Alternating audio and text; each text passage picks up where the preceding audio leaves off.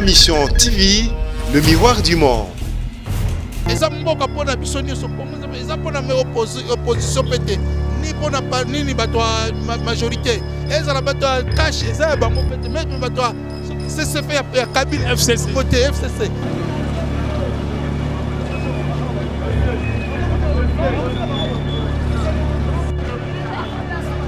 so de moto peza ba idée vrai ye para jeune famille mba biso to RDC toza malamu toza ndebo moko to respectane toyebaka police na civil bazande il faut toza dialogue so de moto ndenge ye embouteillage redimine mwa moke. Bon, to sepeli vraiment pour la misala chef de l'état po to ndimaki te ba biloko bona kisasa ekozala to sawa mona ngana ba poto ya mboka mupaya na lelo comme libiso ba be on so de moto kutunga na yebaki yango te mais tina moni yango boya lokumu bana ngana obota bazana bénéfice nango pona lo po ezoka musanga na mona ndo c'est la toute première fois na vie na ngai pona mona eloko boya na kati ya ville ya Kisha so que silos atam sumuta liboso mateli na kosepa makasi na kodembela pona officier pena chef de l'état makasi pona misala o tontimaka te. Ma mission TV, le miroir du monde. Mbote na bande konyoso bota la biso partout dans le monde na MMTV, ma mission TV chaîne à référence. Martin Engi vitesse affiché na pesibino sous bambo théâtre pour nasir bo pesa biso confiance, bolanda biso partout dans le monde na musala o vraiment to sala rapoto la Sabino le Congo de tous les partout, évolution ya mboka na biso République démocratique du Congo. Alors lelo Martin Engi vitesse affiché sur la Likambo na kwei awa na pompage pour la Sabino évolution réalité ya misala au chef de l'État président Félix Tshisekedi azali kosala pona 100 jours na ye na mboka na biso République démocratique du Congo na sibino nyonso tout webi ba so de mouton oyo vraiment évolution ya mboka baloba qu'il faut esalama pona bambouteillage etondi na kati ya mboka na biso. Alors lelo toza a na pompage pona la sabino vraiment ndenge musala ezali kosalama pona so de mouton. Alors na sir to équipe tour à liboso to l'accès bino ndenge ni chantier pe ezalaki mais lelo pe ma mission TV Martin vitesse affiché na a juste na pompage ko la sabino évolution ya makambu ndenge ezali kosalama misala. Donc eza pe pona bien ya mboka na biso oleke banzela ezala mike be érosion esalamaka mais so de mouton eza juste pona ko aider biso surtout na likamba ba parking donc au parquet bakar ndezala na ba arrêt et puis ba likamba embouteillage eza venir souter mouton okende tout droit akokende vers aleki na e o pas au telema a telemi pe ndenga mupanzi eza juste pona évolution ya mboka na biso et aider vraiment biso en tout cas misala oyo OVD banda ki na bande na biso ya office de route bande na biso pe ba chinois baza ensemble ba sa misala to la sabino déjà évolution ya makambu nyonso yango moni Martin vitesse affiché to lobaki to la sabino vraiment misala nyonso ndenge ezotambola na mboka na biso ya mabe to lakisi ya malampe to lakisi o ba sala mabe c'est juste po ba bongisa vraiment misala o pe ba sala malamu to robeta bon toujours maboko donc to pe sa chance na mboka na biso to linga RDC na biso ekende liboso to luka batonga po vi na biso pe ba congolais ezala bien pour ceux qui nzela pesa bien kolia pe abatu ekozala bien ndenge président de la République alobaki akocha ba moyen nyonso po mboka etongama lolenge esengeli. Alors tozana bandeko baza tellement belé ba ope ba koloba ekozala pe bien pona 100 jours na biso pona so de mouton na biso donc bandeko baza awa na pompage to epoto la sabino so de mouton ya pompage ndenge ekomi mbote papa Mbote kombo na ona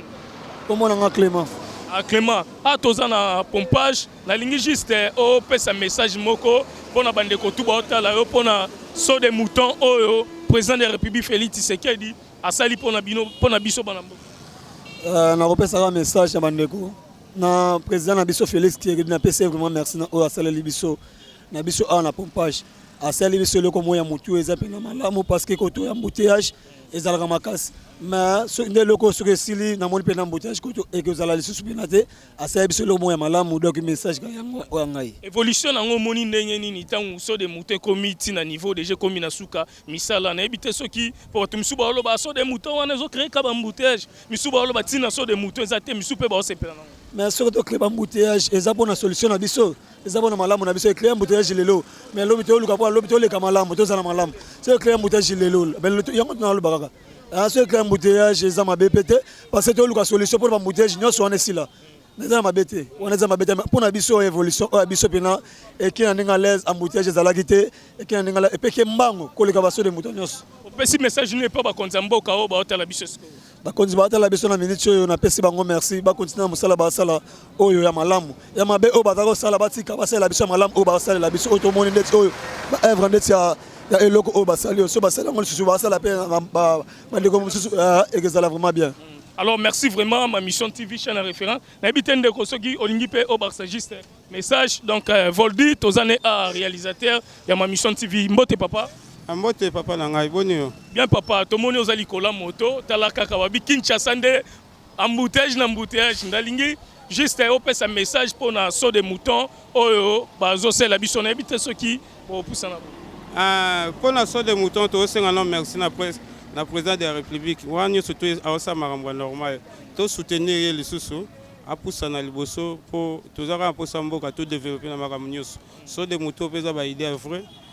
Yé par la jeune famille mumba biso tout RDC tous à malamu tous ande bo moko to respectané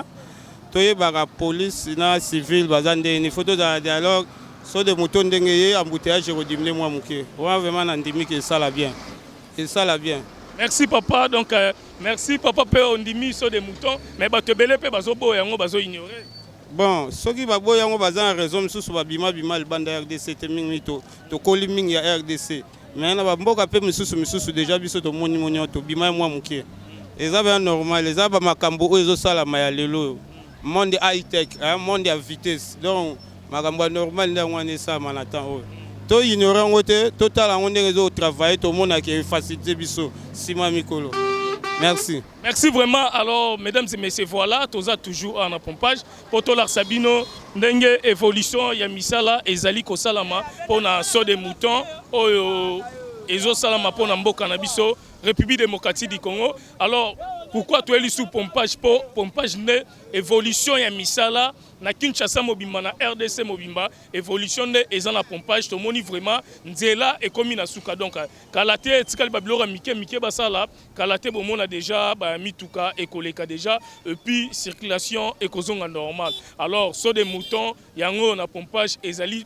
seko kende misala malamu en tout cas bravo ezali ko sala mayango biso tozana toujours pendant la sa réalité ya makambutu ezoleka na mboka na biso. Alors bamboutage l'équipe tellement ebele na sir bozomona bande na biso ba moto bozomona ba camion bozomona bandeko bazoleka même bato ba piéton bazoleka embouteillage eza makasi mais soki so des moutons et sili en tout cas peut-être nzamba rosunga eloka malonga ekoki kozala vraiment na mboka na biso donc ma mission TV to koyi a poto la Sabino réalité ya ba image surtout bandero na biso boza un niveau ya poto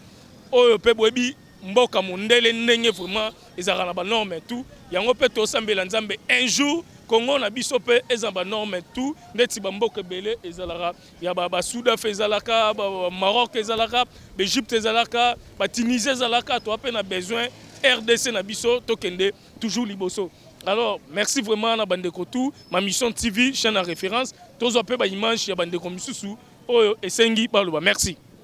Mbote papa. Mbote. Alors toza na pompage to moni kaka to kiti a pona misalo bo sala so de mouton bo sala bino bana pompage. Alors on a ligne juste opesa message par rapport à misala ndenge ezo sala na pompage. Bon, tu sais vraiment pour la misala chef de l'État pour tu n'imagines pas biloko bona ki sasa ekozala. Tu sais mona ngana ba poto na mboka mupaya. Mais les locaux comme les biso babe on so de mouton kutunga na yebaki yango te. Mais tina moni yango boya lokumu bana na bota baza na bénéfice nango pour na lobby. Na suki wana na sune loko lobate. Alors yo yebaki so de mouton te na ndenge ke mbali boso yo kake ba otonga na mboka na biso. Oui, na yebaki yango te tina omona bozo kamusanga pe na yebite na ndenge kokozala. Pour ezo kamusanga na omona ndo c'est la toute première fois na vie na ngai pour na mona loko boye na kati ya ville ya Kinshasa. So ke silo za ta musumu tali boso mateli ko. Na kosepa makasi na kodiembela pour na féliciter pena chef de l'État makasi pour na misala o tondima raté. Alors tant on limite le bato belé ba critiquer ba lo ba misala ngo e kende kaka bongo e créer sous embouteillage et que bato musu ba critiquer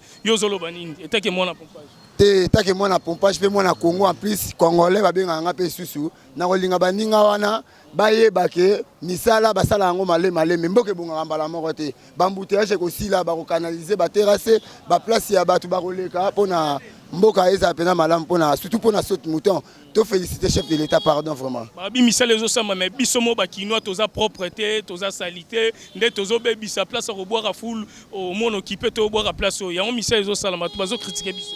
bon tokoyeba komeka mpo congolais pene azalaki na mayele wana te mingi surtout tozomona nde biloko ya sika yango epesa biso mpe mayele ntango bakotisa bakantine oyo tobanda kobwaka basalite mpona mboka ekobonga eza mboka na biso jamais tokoignora yango ekobonga lelo so omoni moto aosuba na nzela ou bien moto abwaki eloko na nzela tant que yo oraisonne matalité na déjà changé okoloba nini bon etake aseko premier motu naza routier awa na nzela nakozala na premier motu ya kokanga motu wana mpe kopekisa ye atika kosala mabe mpo abwaka salite te mpo mboka na biso eza malamu message na bakonzi ya mboka nyonso baotalo par rapport à saut des moutons par rapport à saut des moutons bakonzi ya mboka napesi bino merci mpo toyebaki te tondimaki te tomoni eloko oyo lelo surtout ngai na premier motu ya kofélicité mokonzi ya mboka Papa Félix Tshisekedi, Wumela Yona Mama, vraiment, bossa moussa malamu, bo continuer pour misala et continuer pour tous à l'aise. Alors merci vraiment, ma mission TV chaîne à référence, toza toujours na pompage, poto la Sabino évolution ya saut des moutons ndenge misala ezali ko sala manaba jeune tout ya pompage. To juste tour totali to étudier évolution nde to la Sabino moi extrait oyo po bomona bino moko vraiment na ba commune belé puis banzele belé pompage eza place au déjà évolution eza makasi pour na saut des moutons donc kalaté déjà misala eko sila ba camion comme eko tambola nzela nyonso vraiment eko zakitoko to sengika na ba kinois et to sengika na ba congolais nyonso boye ba ko respecter nzela c'est-à-dire ba salité na biso to ba place ni to ko bwaka yango ezate ki ofutela na immeuble moko ma ya toilette otiki yango le kaka na ba nzela boye eza vraiment kitoko te to zonga batu na kati mboka na biso po Congo ekende liboso na moni pe papa za mbote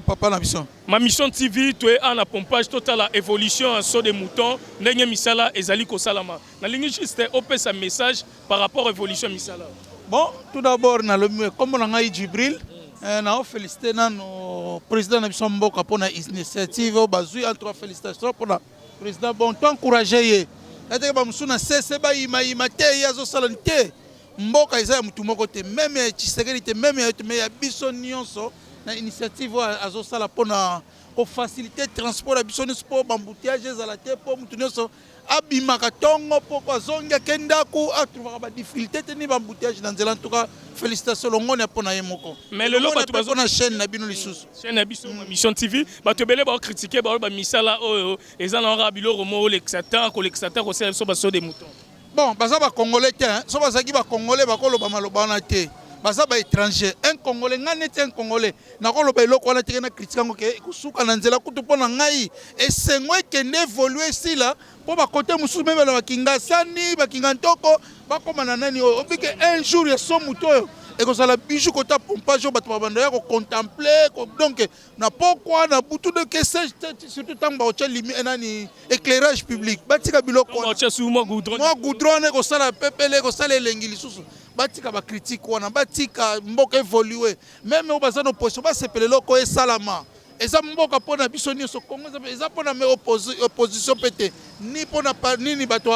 majorité eza la bato cash eza bango pete même bato c'est fait ya Kabila FCC côté FCC mboka eza biso nyonso tonga mboka to sepela initiative alors bato ba na poto belé pe balobi ba biloko eza ba biloko mike tandis que na États-Unis kutu ya grave eza na ba France na ba Belgique ya grave ezali bando na biso misu ba congolais oyo vraiment ba diaspora misu pe ba critiquera mboka na biso bon moni mto diaspora zo critiquer mboka na musika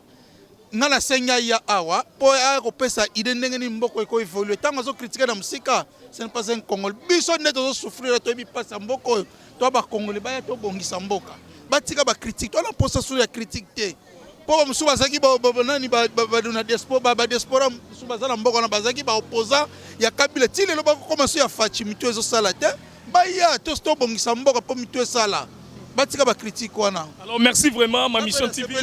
Merci pour la chaîne na bino pour na kopesa nga occasion. OK, merci vraiment bandeko tout bolanda biso partout dans le monde ba Pablo Sita, l'économiste ba Gimingele partout ba maman Anto Aluta. Toza toujours na pompage poto la Sabino sur des moutons évolution ya misala ndenge ezali ko sala manasir bandeko belé na niveau Europe hôtel arabe mission na biso bokomela biso na Asie na Amérique même en Afrique. L'Océanie, tout ça a toujours poto la Sabino, ya mabele malamu oyo, ezoleka na mboka na biso, bozala toujours branché na ma mission TV, chaîne à référence, Martin Engi vitesse affisée sur la Likambo, nde nazoluka toujours makambo pona la Sabino, ma mission TV, chaîne à référence.